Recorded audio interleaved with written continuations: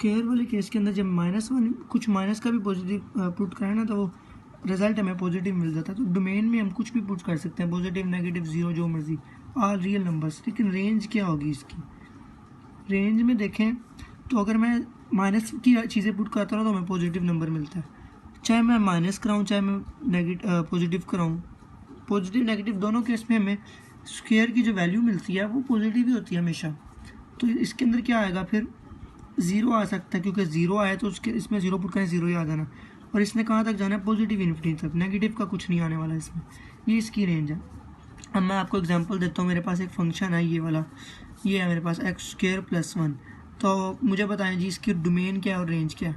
तो डोमेन तो इसकी वही कि इसमें पॉजिटिव पुट कराएं नेगेटिव कराएं ज़ीरो कराएं कोई फ़र्क नहीं पड़ता। तो हम कहेंगे कि इसकी डोमेन ऑल रियल नंबर्स है, ठीक है। या मैं इसको ऐसे भी लिख सकता हूँ, -∞ से पॉजिटिव इन्फिनिटी तक सारे, ऐसे भी लिख सकते हैं इसको। रेंज क्या होने वाली है लेकिन इसकी? खाली इसकी रेंज क्या थी x² की? ज़ीरो इसमें आ जाता था, नेगेटिव कुछ नहीं आता था, और पॉजिटिव के सारे नंबर्स, ठीक है। ज़ीरो और पॉजिटिव के सारे नंबर्स। अब इसके अंदर जब ये आ चुका है x² + 1 आ चुका है यहाँ पे। ये क्वेश्चन ना इधर भी था गिवन इसके अंदर कहीं पे, ये देखें इन्होंने इसकी डोमेन पूछी है। तो डोमेन क्या है इसकी? All real numbers. और रेंज पूछी है, तो रेंज जो होगी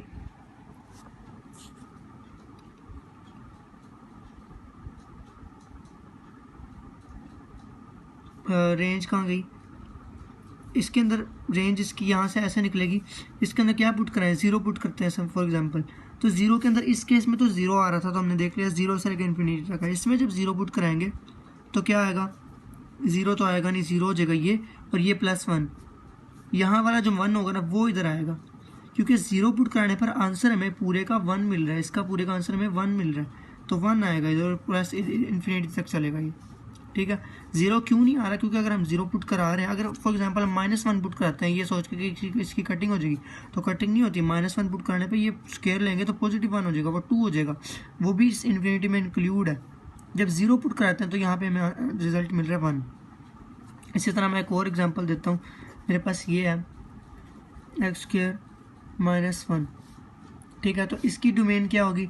डोमेन इसमें जो मर्जी पुट करें, पॉजिटिव का कि नेगेटिव का, हम सब कुछ पुट करा सकते हैं। तो डोमेन ऑल रियल नंबर्स हो जाएगी, और जो रेंज होगी वो हो जाएगी इसके अंदर। अब पुट करा के देखें ज़ीरो पुट कराने पे इसके अंदर मुझे आंसर क्या मिलेगा पूरे का? -1।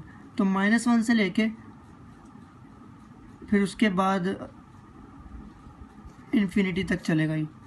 -1 के बाद क्या आएगा? ज़ीरो, उसके बाद सारा इन्फिनिटी तक। वो ज़ीरो भी इसके अंदर इंक्लूड है। इस इंटरवल से स्टार्ट होगा और इधर जाके इन्फिनिटी पे एंड हो जाएगा इसकी। ये डोमेन की पूरा इंटरवल हम बता देते होते हैं। इसमें ज़ीरो भी है लेकिन हम उसको लिख नहीं रहे। वो क्यों नहीं लिख रहे? अगर मैं फॉर एग्जांपल इसमें 1 पुट करता तो 1 का स्क्वायर 1, 1 - 1 क्या हो जाएगा? 0, वो भी इसके अंदर इंक्लूड है। तो ये तीसरा रूल था।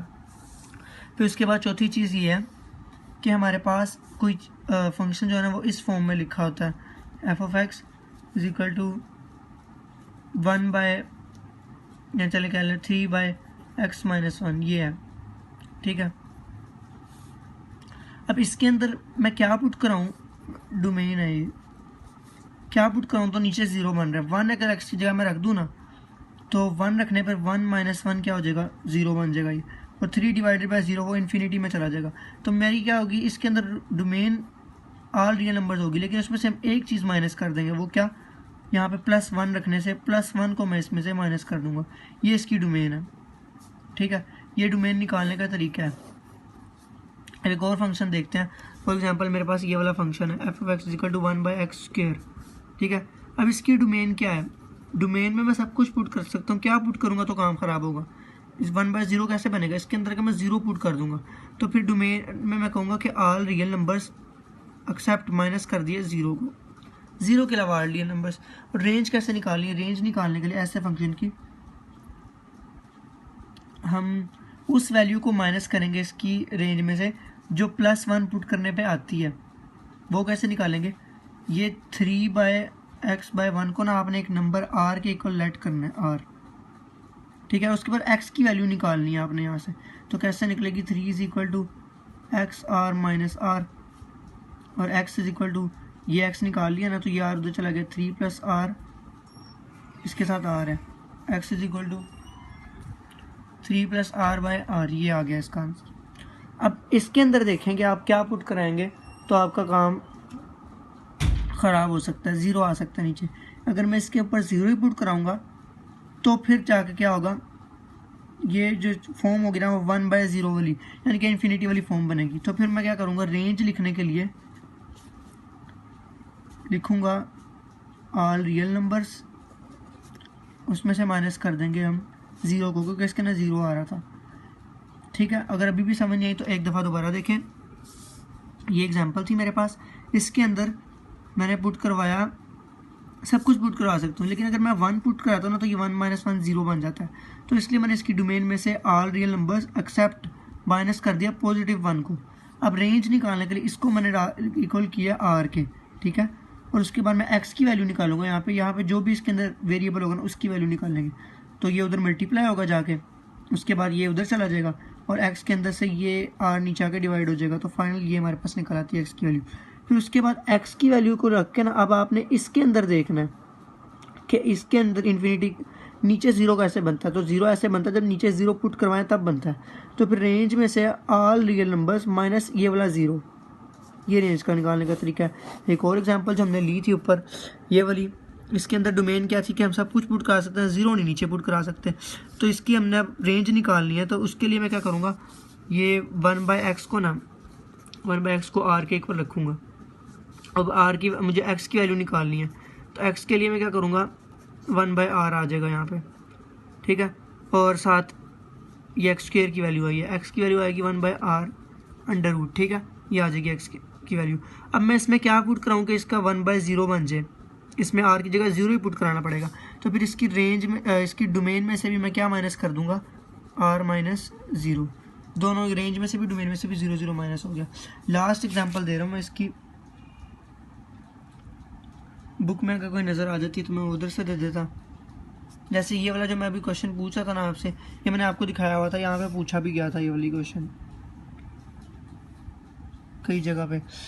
चलिए मैं खुद से बनाता हूँ। f(x) ये है मेरे पास एग्जांपल, 1/2x + 1 ये है, ठीक है। अब इसके अंदर देखते हैं डोमेन इसकी क्या हो सकती है।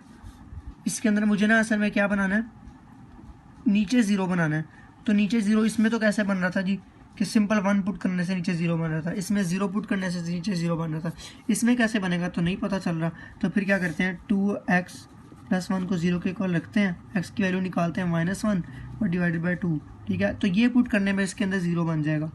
तो फिर क्या होगा, 1/0 वाली फॉर्म आ जाएगी। तो फिर मैं कहूँगा कि इसकी डोमेन क्या, ऑल रियल नंबर्स एक्सेप्ट ये नंबर, इसे पुट करने पे क्या हो जाता है, इन्फिनिटी बन जाती है, जो कि हम नहीं चाहते। इसके बाद इसकी रेंज निकालने के लिए क्या करेंगे, इस नंबर को जैसे हम पीछे करते हुए आए थे, ये जो पूरी चीज़ थी इसको r के इक्वल ऐड करते थे, अब हम इसको r के इक्वल ऐड करेंगे। तो मैं एक साइड पे कर लेता हूँ, इसको यहाँ पे कर लेता हूँ। 1/2x + 1 को r के इक्वल ऐड किया, r की वैल्यू मुझे यहाँ से निकाल लेनी है, 2xr + r = 1, ये उधर जाके मल्टीप्लाई हो गया। x की वैल्यू निकालनी है, सॉरी, 2xr = 1 - r, ये r उधर चला गया। x की वैल्यू क्या आ जाएगी, 1/r/2r। अब मैं इसमें क्या पुट कराऊंगा तो नीचे 0 बनेगा, 0 ही पुट कराऊंगा इसमें, तो ये पूरी टाइम 0 हो जाएगी। तो फिर इसकी रेंज में से 0 को हम माइनस कर देंगे, ये ले, ये इसकी रेंज आ गई, ये डोमेन आ गई, ठीक हो गया।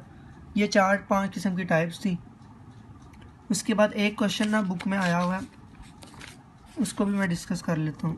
वो ये वाला क्वेश्चन है, यहाँ पे उन्होंने पूछा हुआ है। क्वेश्चन कुछ ऐसा है, ये लिखा हुआ है x + 2 / x + 2। अब इसमें ना जो भी ये मॉड्यूलस को अगर ख़त्म कर दूँ ना, मैं x + 2 और /x + 2 लिखता हूँ मैं यहाँ पे। इसमें मैं जो भी चीज़ पुट कराऊंगा ना तो आंसर हमेशा मुझे 1 ही मिलना है इसका। ऊपर मैं इसमें 1 पुट कराता हूँ तो 1 + 2 / 1 + 2, आंसर 3/3 जो होगा वो हमेशा 1 मिलेगा, हमेशा आंसर 1 मिलना है। लेकिन ऊपर उन्होंने मॉडुलस लगाया हुआ है और नीचे नहीं लगा हुआ, तो इसका क्या मतलब है कि ऊपर हमेशा पॉजिटिव चीज़ आएगी और नीचे अगर मैं नेगेटिव का नंबर पुट कराता हूँ, जैसे मैं इसके अंदर क्या करता हूँ, -4 पुट कराता हूँ, -4 + 2 डिवाइडेड बाय -4 + 2, ये मैंने पुट करवा दिया इसके अंदर, ऊपर मॉडुलस लगा हुआ है। तो ये आंसर क्या बनेगा, ये -2 बनेगा, मोड डिवाइडेड बाय -2। ऊपर वाले का तो मोड की वजह से खत्म हो जाएगा, तो ये 2 बन जाएगा।